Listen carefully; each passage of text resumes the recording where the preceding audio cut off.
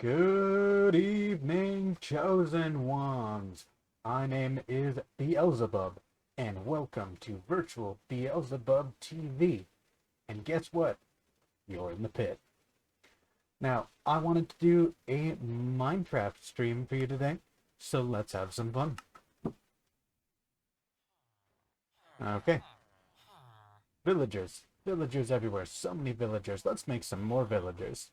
I don't know why, but I really like the villager concept, and I'm really disappointed they don't have a broader AI, and they're kind of just there to trade and be defended by, against pillagers, which, that's cool, but I feel like they just should have more utility. Like, they should be quest givers, not just go harvest material and sell it for money, which you can use to buy objects and material that you could have crafted yourself. I don't know why they're not quest givers. One thing about Minecraft villagers that I thought was interesting is I always just kind of assumed like the villagers were of European descent because they're, you know, one, the developers are European, it's made for a Western audience, and their skin tone is kind of ambiguous, tan at most, green eyes. But then I saw there was a merchant who was dressed in what looked to be Peruvian clothes, dragging like either a llama or alpaca. I know the difference, but I can't really tell the difference in the context of um, Minecraft, where there's like very little detail. And one second, I need to switch mods. Okay. Anyway, so I noticed that they have a distinctly like Peruvian character as like a merchant. And then I took a second look at their skin tone, and their skin tone isn't really Caucasian. It's a little bit more ambiguous, slightly darker than your average Caucasian. And I wonder if this doesn't take place in South America. But then that really wouldn't explain all the biomes and such. But I still thought it was kind of interesting that they've got this distinctly Peruvian merchant amongst all this other very ambiguous, you know, low resolution characters. I do like the fact that they made their outfits different based on terrain. Like, if you spawn them on a dirt block, you get just an ordinary villager. And you probably already know this is well established. And then snow. What? Okay, he came out as a ordinary villager. That's... There we go. And they're dressed in like snow clothes. It's very ambiguous. These kind of look like a modern snow outfit more than anything. It doesn't really look like distinctly Eskimo, or I suppose Inuit might be the proper term. My host, my involuntary victim to my demonic aura, he is sort of like a minority medley. He's like mostly Caucasian, but also he's like black, Hispanic, and not just like one type of or I suppose I should say Latino. He's like mixed with, Puerto Rican, Venezuelan, Peruvian, and that's kind of what got me thinking about, the Peruvian side, is that my host that I use is actually, some percentage Peruvian. So just by the fact that I control his every movement and ripped away his mind, body, and soul slowly over time, I've kind of gotten to know him a little bit. So I know a few tidbits about him. Now, myself, obviously, Lord of the Flies, I don't really have what you would call an ethnicity. But I suppose if I did have one, I'd be, ethnically, I'd be related to, because my current incarnation, there's multiple people who have, handled the title of Beelzebub. I was born at the same time as David, the guy, the king who united the monarchy of Israel and Judea. Yeah, that guy. Which, fun fact, I was originally built as an angel to, guide him, and I'm the one who, talked him into cheating on his wife. But if we're being completely honest, 100% honest, Bathspa? Kinda hot. I say it was worth it. I mean, he was punished for it, by God, kind of lost everything, but hey, tap that ass. Under any circumstances. I was kind of a demon of temptation long before I was ever properly a demon. Because, you know, when he committed the sin of adultery, not only did he fall from grace, but so did I. And I was cast out of the kingdom of heaven. And, and I rose up the ranks quick, boy.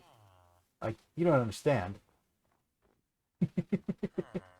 Like, I went from 0 to Lord of the Flies in, uh, you know, less than 1,000 years, which is an accomplishment.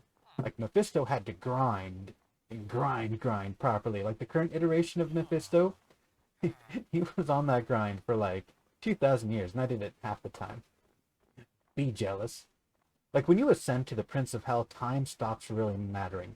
You can kind of perceive time as both infinite and simultaneous and all happening in an instant. It's very meta, but like, you can just choose to focus on any point in human history and just exist in it instantaneously. Like, time is not a factor when you reach, you know, a certain level. But human simplistic view of linear time is one kind of just useful for interpreting the world and explaining it, because it's kind of hard to verbalize in any human tongue. Like, oh yeah, I was just existing in, you know, 100 BC, and then I got bored, blinked, and now I'm chilling with dinosaurs. You know, it's if you try to tell a story about like the average day in the life of a extremely powerful supernatural entity, it's going to be impossible to follow. Like, even people with you know, omniscience and omnipotence and omnipresence still occasionally have difficulty following the borderline ADD rants that's, you know, some of us more powerful creatures go on. And even now I'm going on like a borderline ADD rant about, you know, the concept of time. It's just so much easier to take the demon route and just tell things in a linear fashion. And it's really bizarre when humans who only experience linear time, the fact that they even thought at all of you know, time travel and multiple timelines, it's kind of baffling. Like, you don't understand that it wasn't that long ago in human history where, you know, a few thousand years ago, where like steel, like just hardening iron was, you know, a phenomenal achievement that changed the course of human history. It was the height of technology, you know? Like, that was the most complicated thing people had on their minds, bar none. And to watch like the human mind develop and explore concepts is phenomenal. And what's interesting is, like, biologically speaking, humans are not advancing in their mental capacity. Like, the ability to understand has always been there. But once you raise a society with a, you know, when they're malleable, when they're young, you expose them to these concepts, they understand just the bare bones minimum of that concept, and then they take it and run with it and build upon it. And other animals don't do that. Like, you can train a monkey to do something that humans can do, like sign language, and you will reveal that their capacity for intelligence is insane. They can do some incredible content, you know, incredible things that they would never do in the wild, but that's just it.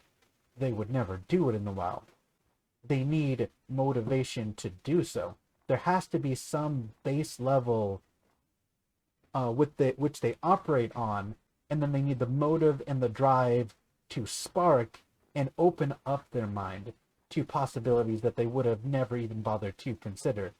Like, you could get an ape, like, teach it sign language in very, very young, and then through sign language inform it of concepts that it can't physically, you know, see or touch, or smell or taste. And if you do that, and people have done this, they display such phenomenal and phenomenally human levels of intelligence. Like, for example, um, they one of the things they feed apes is called browse. So, just a type of, vegetable. You know, that's not very interesting. Why even bother sharing that? Well, because um, they used they never gave a sign language sign to browse. They always just referred to it as browse.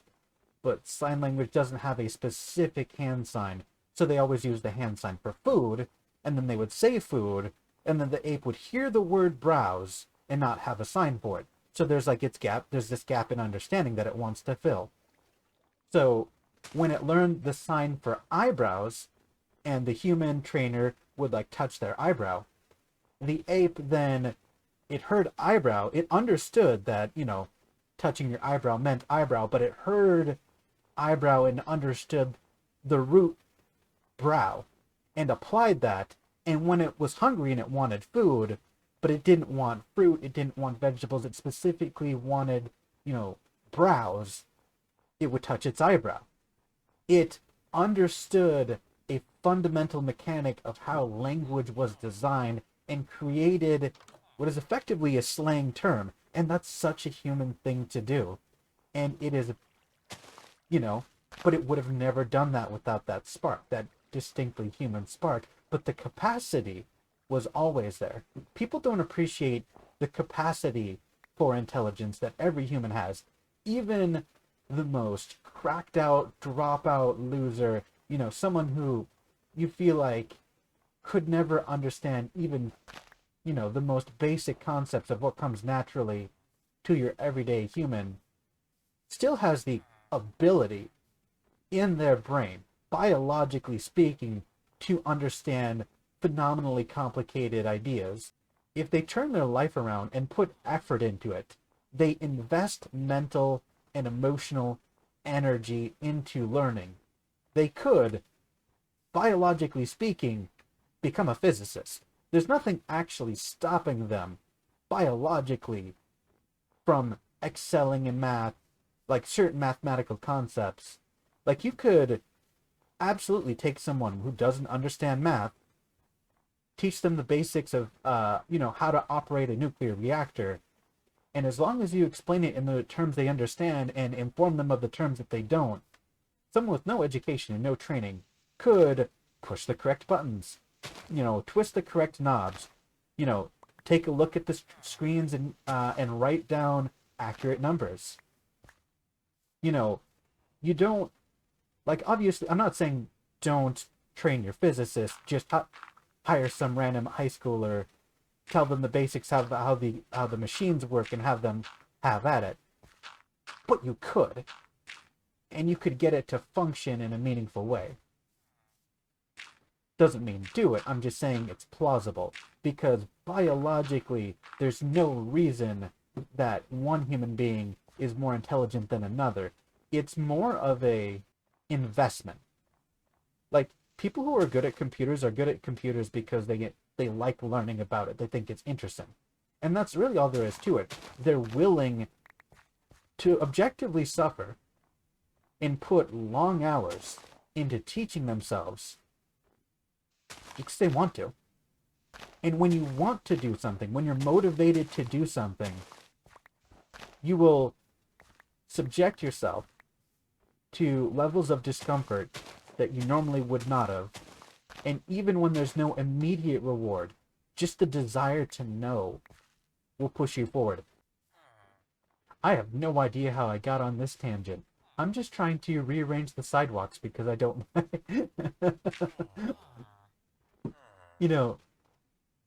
I perceive time simultaneously and infinitely, but I'm still got that, very human lizard brain that goes, must make ground flat. I have no idea what I'm even doing or why I'm doing it. I just sort of absent-mindedly started filling in holes. It's like, hole, must fill. Ooh. Oh, that kind of branches off what I was talking about earlier. It's like the human mind sees a problem, you invest resources into solving it, and it is through that process that you can achieve anything. It's kind of weird how the idea of tribes evolved into the concept of race, which, by the way, is completely fictional. But like the concept of race, like the concept of a Puerto Rican is meaningless. Like people invest a great deal of their identity into what is ostensibly just culture, and which is already a fluid thing that doesn't really exist. It's just a culmination of behaviors of the people around you. But people will take, I am Puerto Rican, and they will attach pride to that. People will take being black and attach pride to that because it's part of what makes them who they are, who you are. If your ancestors, if it weren't for your ancestors doing what they did, and they very likely had to struggle to get to the point where they could create you. So you attach meaning to that. But, like, I'll give you an example of what I'm talking about, and I'll prove that race is fictional. What percentage African American can you be before you stop being an African American? Like, it's definitely not half. People call, like, Key and Peele, people call Obama, people call a lot of mixed, half black, half white people black. They just, they don't say mixed. I almost never hear people say mixed unless it's someone who is so thoroughly mixed with so many different ethnicities that rather than saying, oh, he's white, black, Hispanic, Asian, they just say mixed just for the sake of convenience because he's no majority one thing or the other. But typically when you're mixed, people just go with the minority ethnicity and stick with it. They run with it. But, okay. One parent black, one parent white, and they're still considered black. Okay. And culturally, they could have been raised primarily in a black environment, and they've got the culture there. Or they could have been raised in a white environment, and then they get made fun of for being too white and forgetting where they came from. Okay. But what about 1/4? What if you just got one grandparent who's African American? I think at 25%, most people would still claim that they have some black experience. There's still some, physical presence of that. The hair.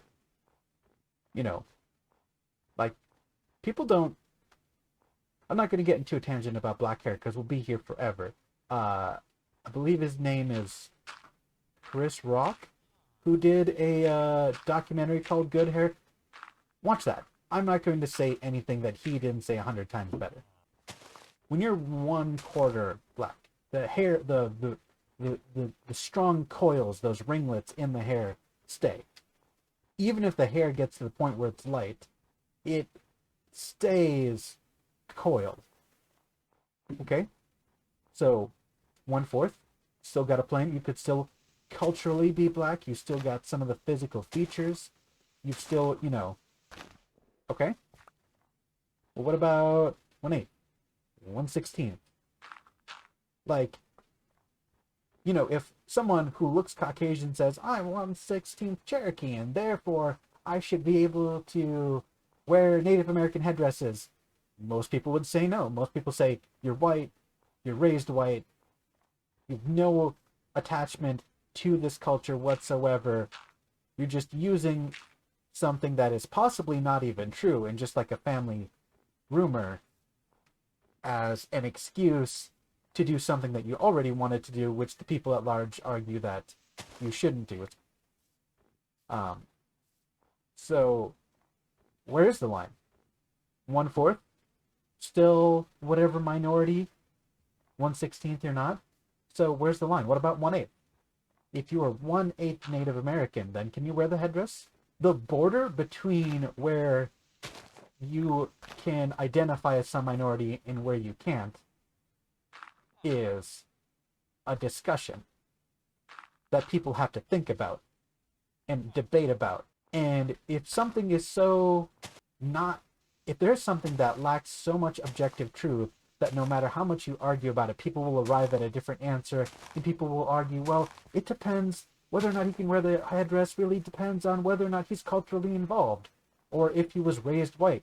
Well, if that's the case, and that's an argument I've heard, race, nothing to do with genetics, does it?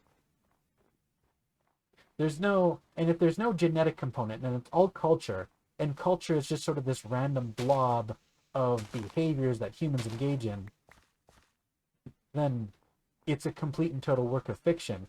And the amount of effort we put into like debating it and discussing it and arguing about who can do what and who can't do what and who has the right, it's meaningless. And I'll prove to you that race is not only fictional but also meaningless. There was a woman, Rachel Dolezal, is 100% Caucasian, like unambiguously Caucasian. She has 0.0% African American heritage in her, period, end of story. However, she decided to put on some spray tan, perm her hair or whatever, and spray tan and perm, and then go participate in the National Association for the Advancement of Colored People. I don't remember if she was a leader or a spokesperson or what her exact role was, but she was not a colored person, but she put on the guise, the aesthetic of an mixed race African American, and then participated, and she used that lie of being, mixed black, in part to get the position. And after she was, she became a more public figure, well, people heard about her parents. Both of her parents are white. And it's like, So people did an investigation. She's 0.0% African American, pretending to be African American because she wants to participate in the advancement of colored people. An arguably noble goal with a arguably disgusting method, like lying. People said, people cried cultural appropriation and how she's fake black and how this, that, and the other, and it's a disgrace, it's disgusting, how could she do this? Well, the NAACP, when the news first broke, defended her leadership, because despite the fact that she wasn't actually colored in any way, shape, or form, she executed her duties well. And she was an asset to the organization. And it was only after there was an outcry of people upset that she had lied. Whoops, I have died. It was only after people got upset about it and demanded she resign that they went ahead and let her go. But if someone spends their career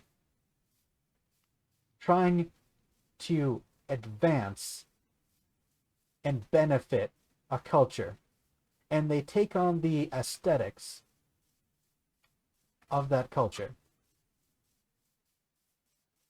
and they become part of that culture, they become part of the struggle, why should they have to step down? Why can't they participate?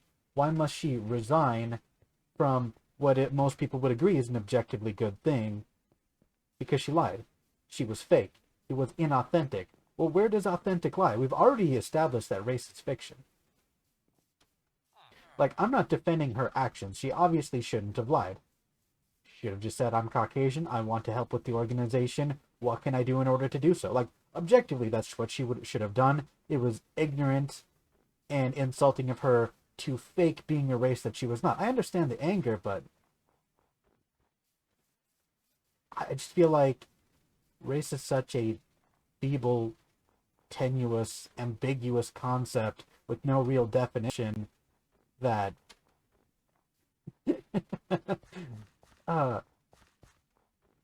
okay, here's another thing. I'll take the Rachel Dolezal example, someone that most people agree is just an objectively shitty thing to do, pretending you're someone you're not for clout. Okay, I get it. It's a shitty thing to do. Okay? But let's take, let's say you've got someone who is 100% European descent. Like, who's a good example?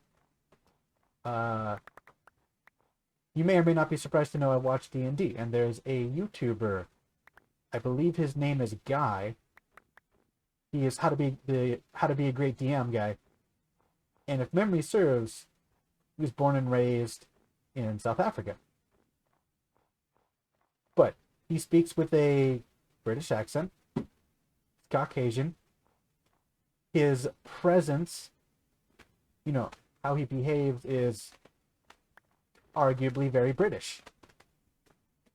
But he's in South Africa, he has a lot of South African friends, and it's really not that much of a stretch to assume he knows quite a bit about South African culture, but just doesn't bring it up because he doesn't define himself as South African. He defines himself as, you know, a D&D nerd. Okay? That's how he identifies himself. But now, let's say that same individual, this person born and raised in South Africa, of European heritage, who then goes to America, and they ask him, what are you? You know, where are you from? Are you British? And he says, well, I'm South African. Well, what does that mean? Nationally, born and raised in South Africa. He is South African. He is born and raised in Africa, currently visiting America, and if he moved to America, he would be African American. And he's not even pretending. He's not lying. He's not deceiving. He's making no attempt to do what Rachel Dolezal did and lie about her ethnicity. Because he's Caucasian, and he would never say it, but he's still South African, and if he moved to America, he'd be African American. So, you can be African American and white. So even the term itself has no meaning. Alright, so I have downloaded a mod for extra golems. So I wanted to test it out because I think it's cool. So let's open it up. So I already made one to test it, but basically I'm actually going to specifically call this one out. It's the Extra Golems mod from CurseForge.com, and it requires feather, and some redstone, and some paper, and an ink sac. Boom, golem spell. What do you do with the golem spell? Well, obviously you make golems, but not so fast. Not so fast. You need a jack-o'-lantern first. And because I don't plan for things ahead of time because I'm a complete and total idiot, I don't have any pumpkins prepared, and we're going to have to go find some. Went out and got some pumpkins. I didn't even bother recording it because it was real boring. But go ahead and pop, yeah, golem head. So you can now plop this golem head down onto, let me pull up the wiki. So I'm trying to find the recipe for all of these golems. I'm not particularly bright, so I'm gonna need, let's see, what do we got? Wool golems, ice golems, melon golems, wood golems. Yeah. Absolutely. So let's go ahead and make some wool golems because I've got wool. I wonder if when you make a golem, if it's got like a certain radius that it wanders, or if this like fucker will just wander infinitely in any direction until it just finds something to murder. Now, if I remember the recipe for a golem correctly, it's entirely possible that I don't. I think you just make a crucifix.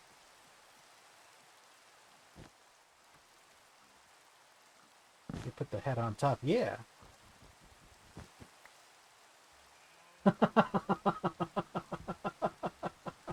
Yeah. Oh, that's cool. Oh, they're already spawning. Okay, okay, okay, okay. So, well, well, well, well, golem head. Yeah.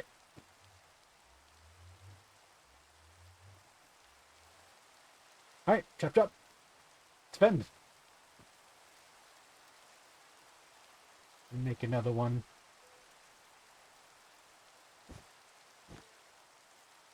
You know, I probably should have gone for one of the sturdier golems, because I'm almost positive there were golem recipes for way stronger shit, but,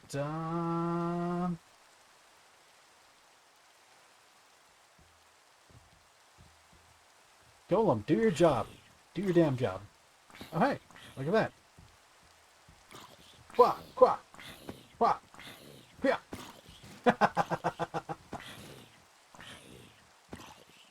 Dude, taken out by a zombie? Are you shitting me?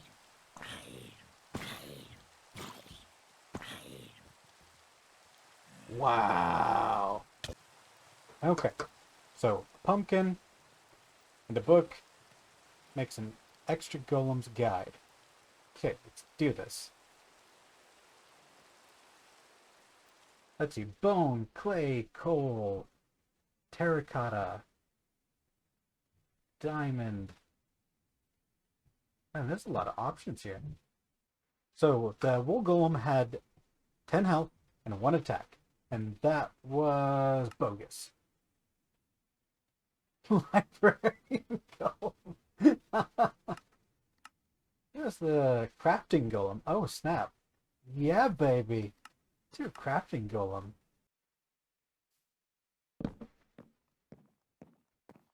No, no, no, no, no, no, no. I'm sorry. I'm sorry. I'm sorry.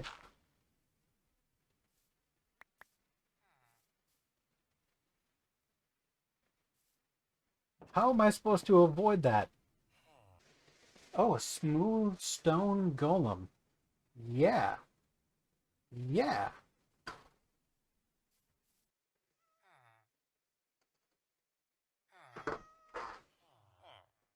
Okay. Let's do this.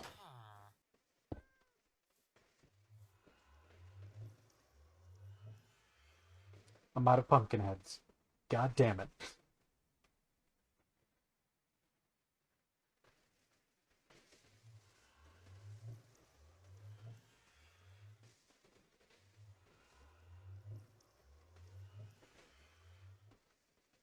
There we go.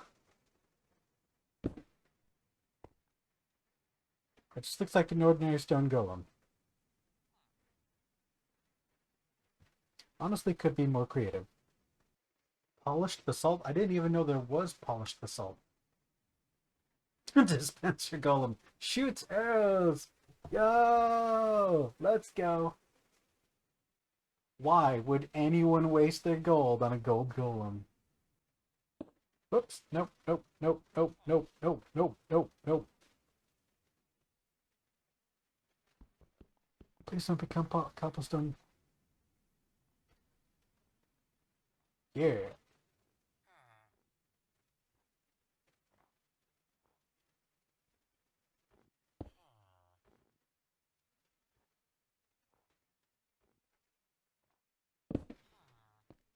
Huzzah.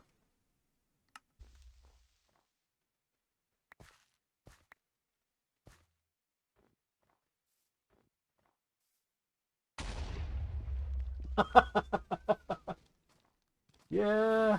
Yeah, I kind of expected that to happen. Okay. Yo. I just summoned a golem. Where is he? No. No. No. Help. Help. Help.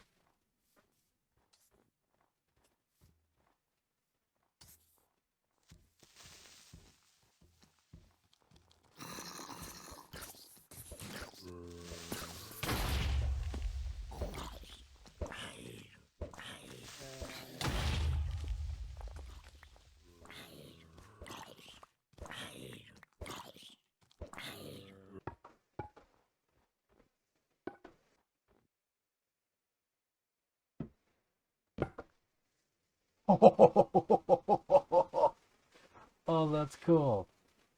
Oh, that's cool. Yes!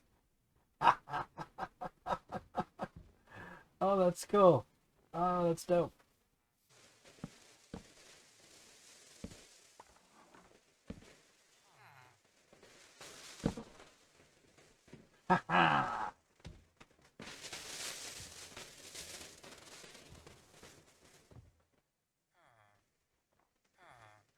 Oh, that's so cool. Well, I think that'll about do it. I'm reasonably satisfied with the golems that I've created. I showed off everything I wanted to show off, and I hope that you enjoyed the stream. Thank you for watching, and I will see you next week.